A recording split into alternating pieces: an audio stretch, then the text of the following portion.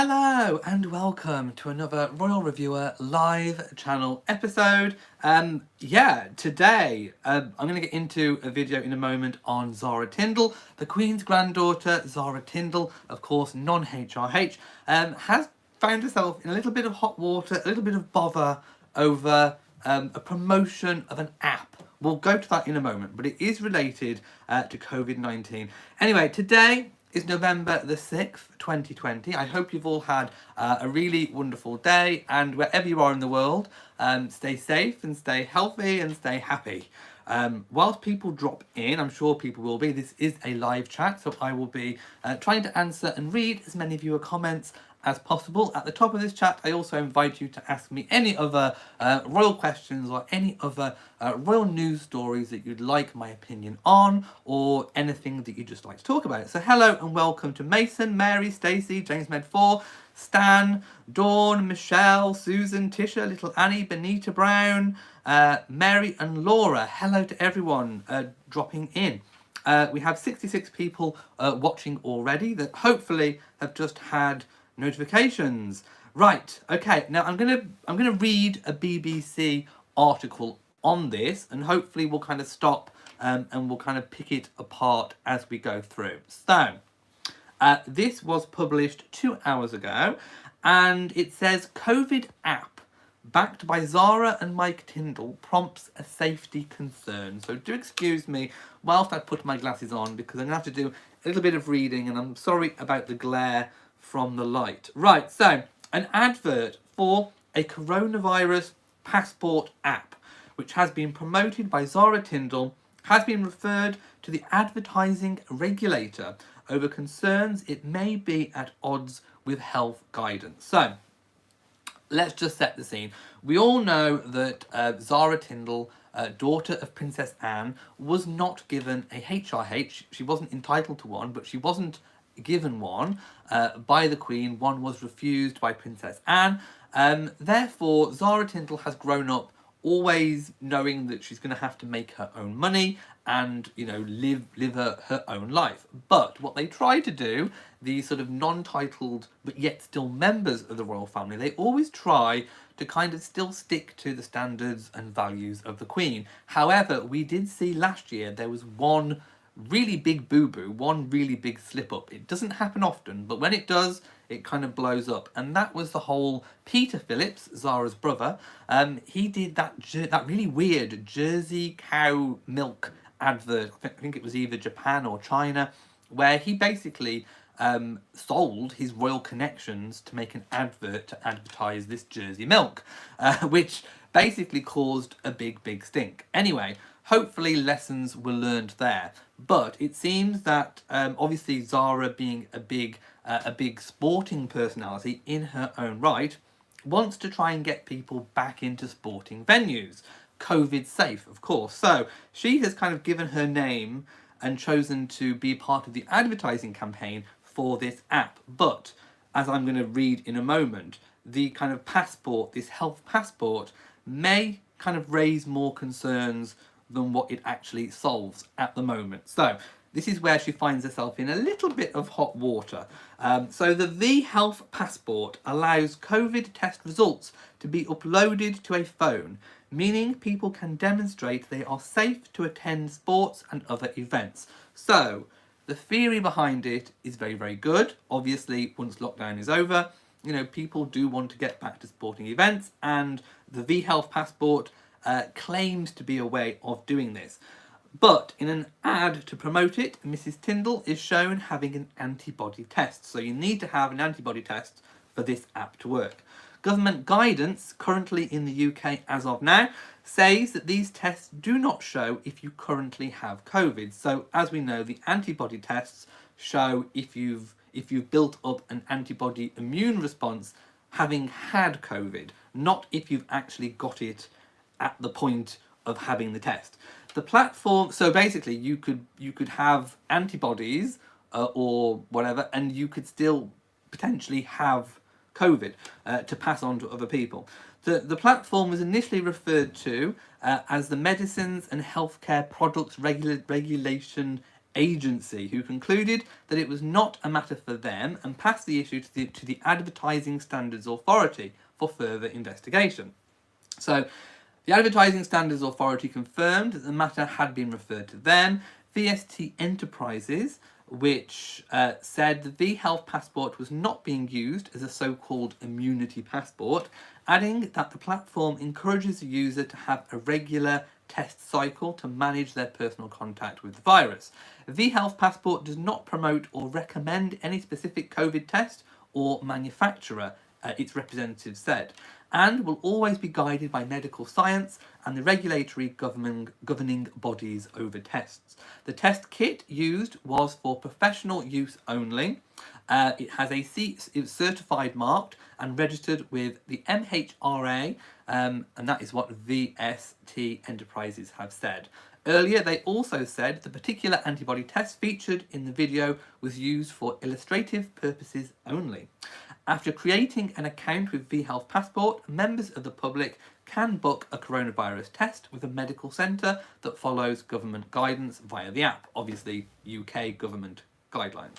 The person's test results are then uploaded to V-Health Passport, which will display their current health status as a unique digital code that can be scanned from more than 2 meters, 6 feet away.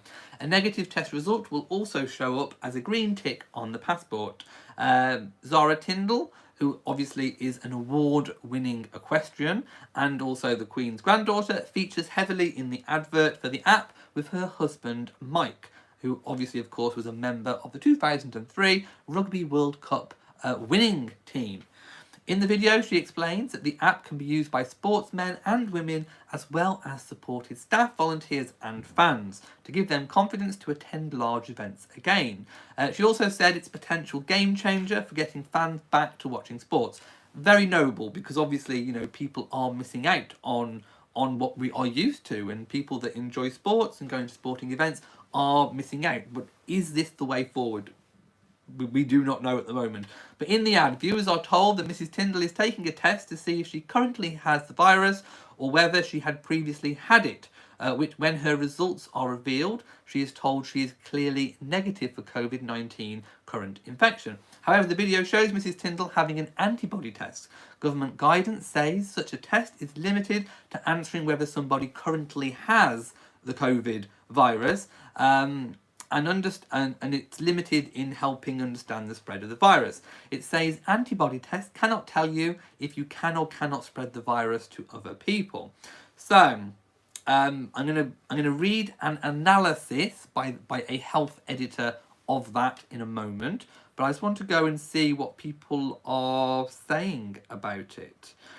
Lauren says, for the UK, it's about Christmas. If we can keep the numbers down, we can have Christmas with family. If not, we can't, sadly. Yes, it's looking that way. Basically, if we can't get the R rate, the rate of infection, down to a reasonably safe and manageable level, because let's face it, we're talking about it being manageable now rather than being able to completely cure it until a vaccine comes around. So yeah, we are trying to make it so that we are able to have a normal Christmas here in the UK, and that is something that's another step towards that. But like I say, it doesn't necessarily show that you can't pass it on and all that kind of thing. Right. Zlee says, try being a citizen of New Zealand and you can't get back into New Zealand, but other people that are not New Zealand citizens can get into it. Well, I didn't know that, but yes, I can imagine that would be pretty tough on anybody. So I'm going to read the analysis now of it. So the test taken by Mrs. Tindall looks for 3 types of antibodies, and it talks about what the antibodies are. A negative result means that there are no signs that someone has had coronavirus, but it doesn't give someone the all clear and mean that they are safe in terms of infection risk. So this is why I'm reading this, because obviously, we don't want to put out false information. So this is a proper health analysis. They could still currently have COVID and their body has not yet had time to make antibodies against it. You would need to use a different test to tell if someone is currently infected and risks spreading it to others.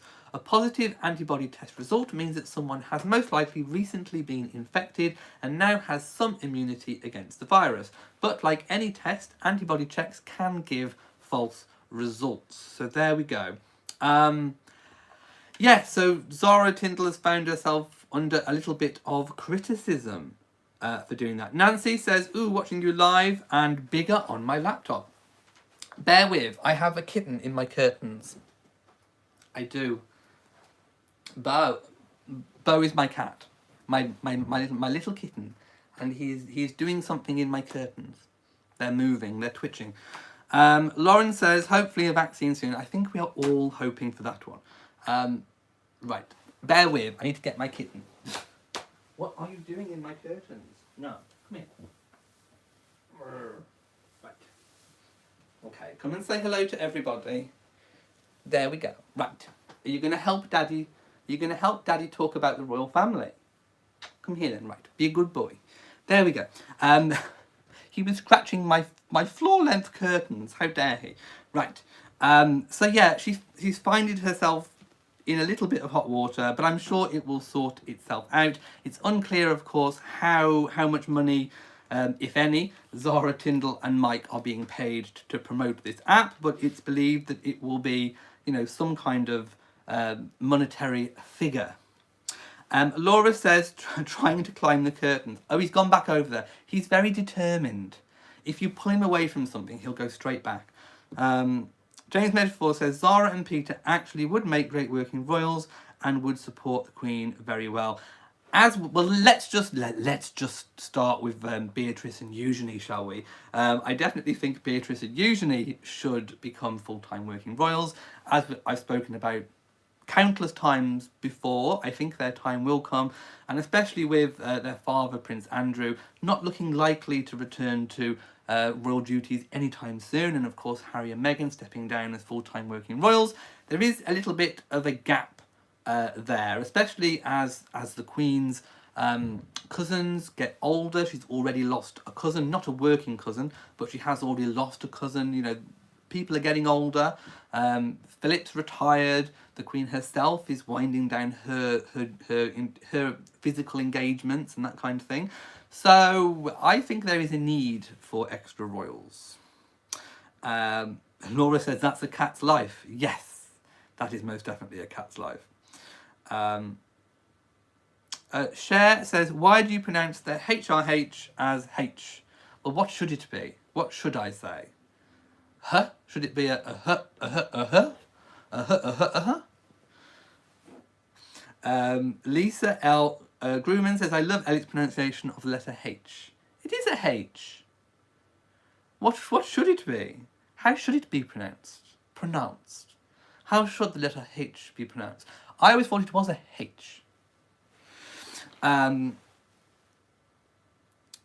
Zeke says, no title, not working royals. Why not monetize on something that's not negative but positive? Definitely no titles, more freedom. Yes, Princess Anne most definitely played a bit of a blinder when she refused having titles for her children, because they have had a relative freedom in terms of being able to forge their own careers and make their own money. But they are still very careful to, although arguably Zara has a bit more of a higher profile being a sports personality, members of the royal family that are close to the throne but do not have HRHs basically try to do things a little bit more low-key.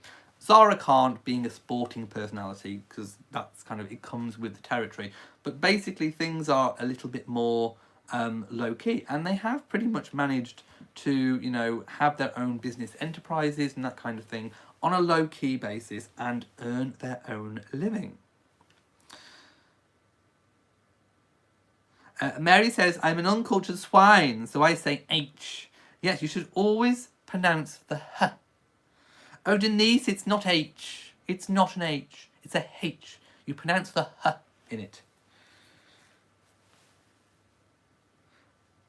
It's not an H. It's a H.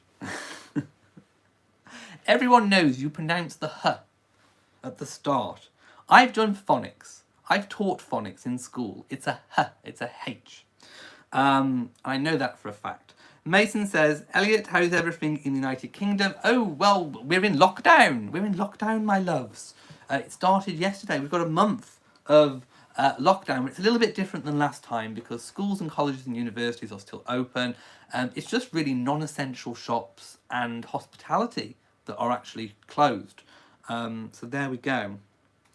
Lisa says, your pronunciation makes complete sense. Well, I know it does because it's correct. Nancy says, I love the painting behind you. Thank you. It's a Zhu Wang. It's a limited edition Zhu. XUE. Cher says, the Queen's English is a bit lax here in the US. Well, there's a few things a bit lax at the moment, isn't there, my loves? Because you're going through it too at the moment. My goodness. Although I am trying to keep abreast of the current electoral situation in America. In fact, I'm just updating my thing now. Yeah, we're still on 253 for Biden officially, and 214 for Trump currently.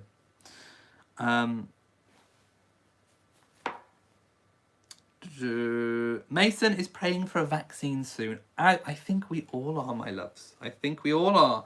We all want this to just go away, don't we? Lisa says, blessings during your lockdown. Stay safe and hopeful. Nancy says, so they are at university. Yes, universities, schools, colleges are still open, even in lockdown.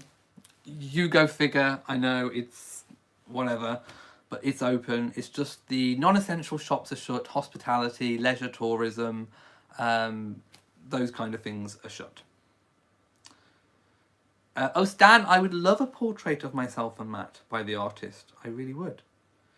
Denise says, I was not asking your opinion, just stating how it is pronounced in the US. Most definitely wrong. You definitely say the H. It's not a silent H. Why do people make their H's silent? And people don't roll their R's. They don't roll their R's anymore either. Mason says, I am picturing Elliot in a photo with the royal family. Oh, if only. Mary says, the election results better come soon or I won't have anything in. It has been gripping. It has been a gripping election. Yes, we should all be doing social distancing. Cher says, just saw the amazing photo from the 2001 Lucian Freud painting. Oh, yes. I love any portraits of the Queen, but that was a particular good one. I love the Annie Leibovitz proper photography portraits of the Queen as well. I know there was a big hoo-ha over the whole tiara wearing, the diadem wearing and all the rest of it, but there was some really, really good images produced from that photo shoot, and I would love to see another Queen and Annie Leibovitz collaboration, because actually it was really, really good. It produced some really amazing images, so I would love to see some more of those. Little Annie says, I went to school in the UK in the 60s and we were taught that you never pronounce the H in H. No, it's definitely you say the H. Well, in modern phonics, it's you say the H. In fact, I'm going to Google it now. Do you pronounce the H in... I don't know. Do you pronounce the H? What even do I Google? Oh, H or H. How do you pronounce H? Let's see what it says about it, shall we, while we're on the subject. So it's... Oh, this might answer our question. So the pronunciation of common words has changed drastically over time. So there we go. It may be different to how it was taught in the 60s. Let me try and find... Oh, Bo's just taken a bit of paper off the desk. I'm just trying to... Oh, it's a big article. Oh, no. But basically, things change over time, and it hasn't actually... It doesn't actually said it.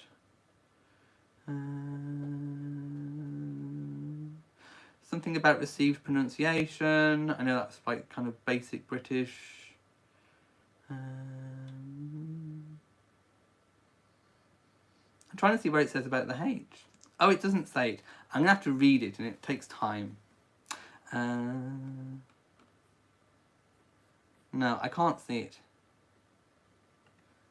I think basically from what I'm reading, it's slightly more posh to pronounce the H. So there you go. Maybe I'm posh. I don't know. But apparently it is divisive. Apparently it does divide a nation. So I think basically posh people say her and the rest of you say H. Basically is what I think it turns down to. Cher says, I was just going to say that about Annie Leibovich's photos. They are gorgeous. They were truly amazing. I love them. Anne Lewis says, the royals will need to reinvent themselves as older members retires. Cousins with or without HRHs must carry out some of the duties. The Queen's cousins without titles do engagement. Lots of the royal family can support the Queen, but without titles, it's not in necessarily an official capacity. Crazy Chick says, yes, it's changed here in America. The English language is common courses in universities. Oh, H and the King, hello. We're talking about H. People were saying that HRH, you shouldn't pronounce the H, whereas I always pronounce my H. So some people are saying they say H as in A, and they miss out the H. But I've always pronounced my H. What do you think? Let me know your opinion on it. Zalee's always said H. It's a H. It's a H. It's definitely a H. Nancy says, who are the relatives that represent Her Majesties that don't have titles? It depends. Sometimes at garden parties, they don't necessarily... this is what I'm saying. They don't necessarily represent the Queen in an official capacity, but they might be there. So some people may be confused in terms of they might see extended members of the family that don't have titles at certain events like garden parties or Trooping the Colour. But let's not forget, Trooping the Colour is the Queen's birthday parade. It's a family event. So lots of the family will be there, but they're not representing the Queen in an official capacity. So it can be a little bit confusing, I suppose. Mary says, I could see you dying a little inside when you said H. Embrace your poshness. H. No, it's definitely a her. H and the King is with me. He says it's with the her for sure. Definitely it's with the her. Crazy Chick says, I love garden parties. Haven't we missed them? We've missed our garden parties this year. Oh, hopefully next year we'll be able to get our garden parties back. Ooh, I just want to show you something really cool. Well, cute. It's not cool, it's cute. So the kitten is now in my clamshell chair. Doesn't he just look like a pearl? He does. He just looks like a little cute pearl. My little baby boy pearl. Positivity. Maybe I'm just posh and didn't realise it. Maybe that's a marker. Maybe you're posh if you do pronounce your H. Stan says Zara would make a great PM. Oh, I think Princess Anne would make a great president. What are your thoughts on the matter? I mean, things would be efficient. You'd get an amazing hairdo. What else would you get? You'd get efficiency. You'd get straight talking. You definitely wouldn't get tweets. Princess Anne does not tweet. What else would you get? You get lots of things with Princess Anne, my love. She watches she watches all the pennies. So she's very economical. I definitely think Princess Anne for President 2024. What do you all think? Crazy Chick says, just a great conversation. Mary has a question about royal baby names. Do William and Catherine have total say in their choices, or do they need final approval permission from the Queen? Well, we all know that basically in matters of that kind of nature, they often defer to the Queen, not to pick the name, but usually it is run past the Queen as a matter of courtesy, just to sort of, make sure we're not getting any strange names coming in. You know the sort. Yeah, kind of really weird names. Anyway, I mean, can we imagine a weird name? What do you think would be a weird name? What do you think the Queen might reject? Let me know. let me know your thoughts on that one. But yeah, it's courtesy, it's common courtesy just to say, you know, hey, this is the name that we've picked for our child. What do you think? We're telling you first. And then if the Queen really probably didn't like it, or really didn't think it was appropriate, I'm sure she wouldn't tell them not to, but she might raise an eyebrow. A queenly eyebrow might be raised, and then that might be the indication to drastically rethink the name. But there's no indication that that has been done. So I'm sure the Queen has been quite happy with all the choices of names in recent years. Mary says, Princess Anne would make a phenomenal queen. She would indeed. Make America Anne again. Ma. Ma. So it's not MAGA, it would be Ma. M-A-A-A. Make America Anne again, I think, is how it should be. H.M. the King says, a state-sponsored hairdo, something Kim Jong-un would approve of. Most definitely. It should be protected. I wonder if Princess Anne's hair is grade 2 listed. It should be. It should be a national treasure. I think Princess Anne's hair... Did you see the mask? I think I spoke about this yesterday. I can't remember whether I did it on Patrons or not. But Princess Anne has a monogrammed face mask. And because her hair, her trademark... chignon, or updo chignon, is so wide, she can't have the mask going around the ears. So this is how diva Princess Anne is. She's customised her mask so it's got 2 straps and it goes above her hair and it goes below her hair. So she is not compromising. COVID is not stopping Princess Anne from having her trademark hair. She is not going to compromise her hair just for COVID. I quite agree. James Medford says, what are your thoughts on the name Archie? Well, I think it took a lot of people by surprise at the time, and you know, my videos are all there for people to go back and look at my reaction to the name at the time. It was most unexpected, and I think a lot of people in America, and I'd never heard of this, but a lot of people in the States thought of, what was it, a cartoon character or something called Archie something, and a lot of people were divided on whether or not they liked the name or not. It was a surprising name. You know, it's not necessarily a traditional British name, unless of course it was a derivative of Archibald, but there is no indication that it's a derivative of Archibald. So it was a surprising name, but I think it's one that settled and kind of suits, and you know, I don't think we could imagine Archie being anything other than Archie. Dee Dee thinks she definitely raised an eyebrow at Archie. Maybe. Maybe the eyebrow wasn't seen. I don't know. Laura says, it seems like they want to carry on the first names of the royal family members. There's still lots of traditional royal family names that haven't been taken, that aren't in use, or that could be a tribute for members who are quite old in the family, shall we say. Mary says, I would pay good money to see Anne in debate. Oh, can you imagine? Can you imagine Anne in a presidential debate? People would be too scared to argue back. Seriously. H.M. the King says, Princess Anne's hair would be illegal in North Korea. Well, she's got a better hairdo than Kim Jong-un, so I can quite see why. At least, I mean, it is a dictator hairdo, isn't it? Most definitely. Elise says, hello all, coming in late, was outside on this sunny day. Lauren says, Princess Anne was on a programme here in the UK about Hotel Chocolat. Oh, I missed that one. Is it a new one? I missed it. I wonder what Princess Anne's favourite chocolate is. Oh, I bet she's a coffee. I bet she's a coffee. Or a liqueur. Or maybe she's a ginger nut. I don't know. H.M. the King says, the world may collapse around us, but as long as Anne gets to keep her due, everything is fine. Indeed. In the case of a nuclear holocaust, the only things left will be termites, Cher, and Princess Anne's hair. I've said it.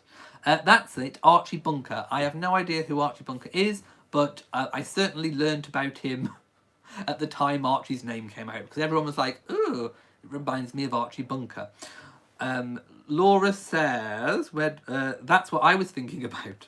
Elise says, Princess Anne is still beautiful. Age doesn't change beauty inside or out. She is, and I love that hairdo. Anne Lewis says the film star Cary Grant was called Archibald. I have no idea. No idea. Milk duds. Do you reckon Princess Anne might be a milk dud? I don't think we get those over here. Lauren Walker says they may have not have asked the Queen about the name. They do like to do things different. I don't know. I mean, maybe they submit a list to the Queen and the Queen says yay or nay on the list. I don't know.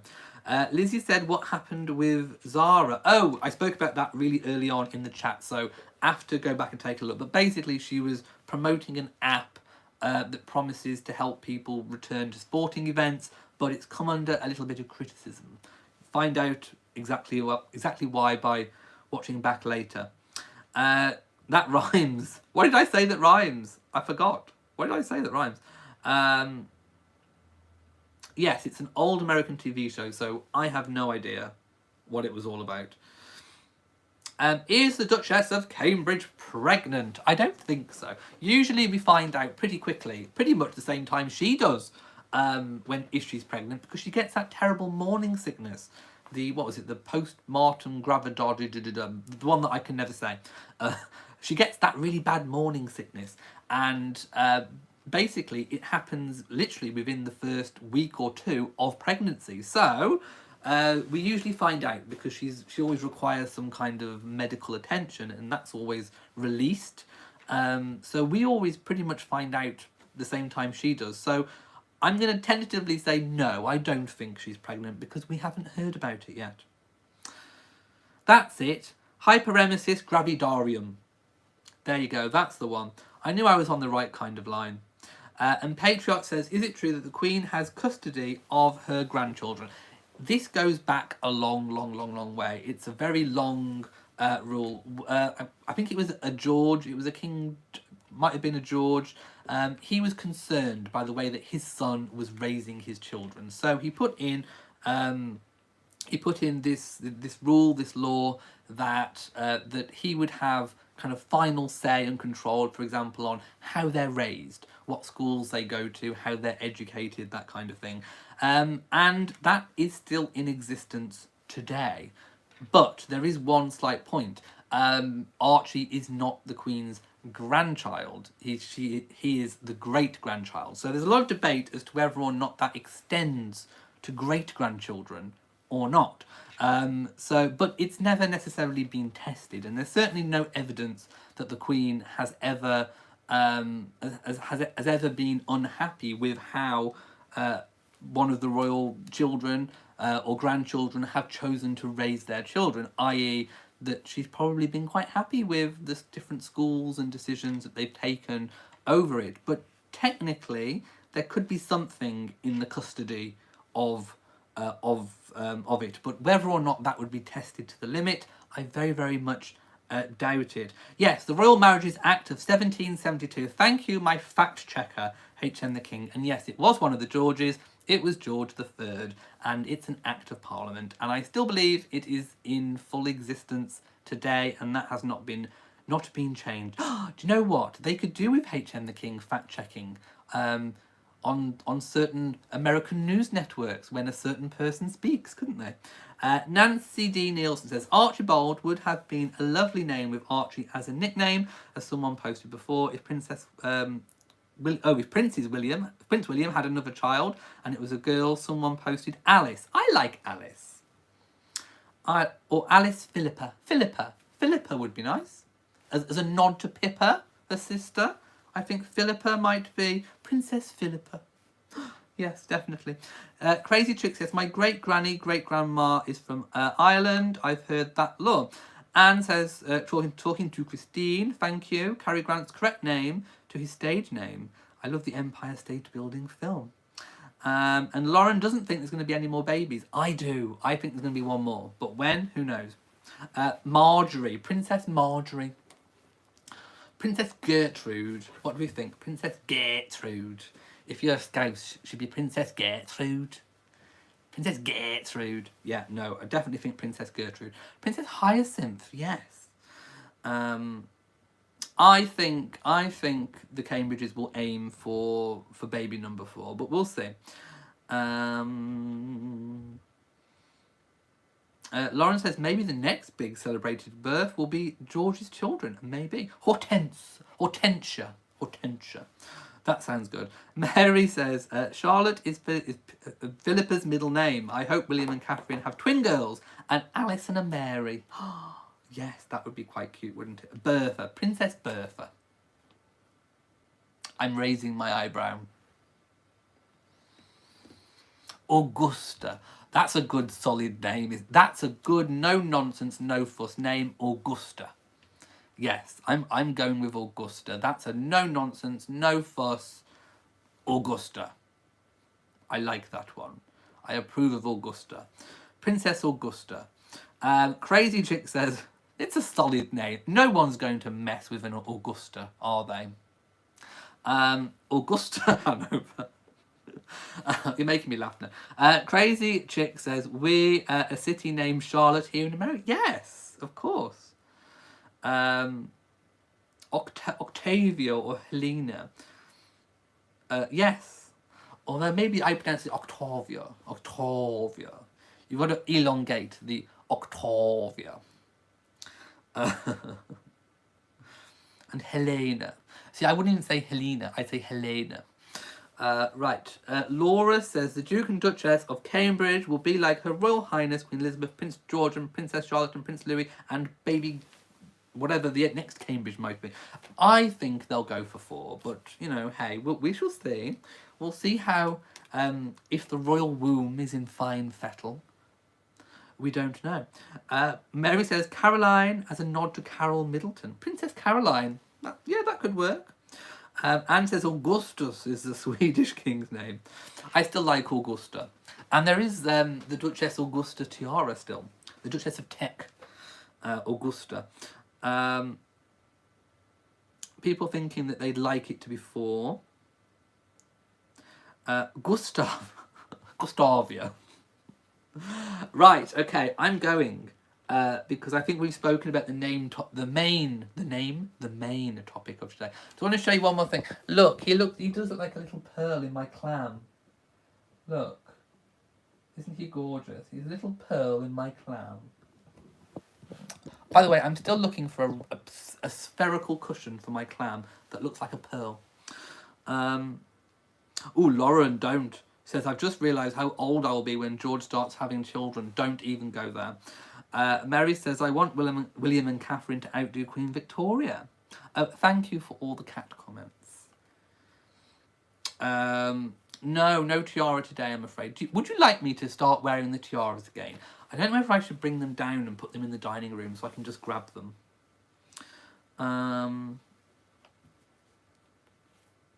Go buy the meatballs. Who's on about meatballs? No balls. Lauren says, if I had to put money on it, I would say no more. Who brought in meatballs? Mary says yes. Yes to the tiara wearing. Okay, so I'm going to go now. If you've enjoyed today's video, please give it a big old thumbs up. Don't forget to share on social media. And do hit the bell so that you know whenever I upload a new video. Oh, what does William know? There's going to be more kids. You watch my word. So from me in Shropshire, mwah to you all and goodbye.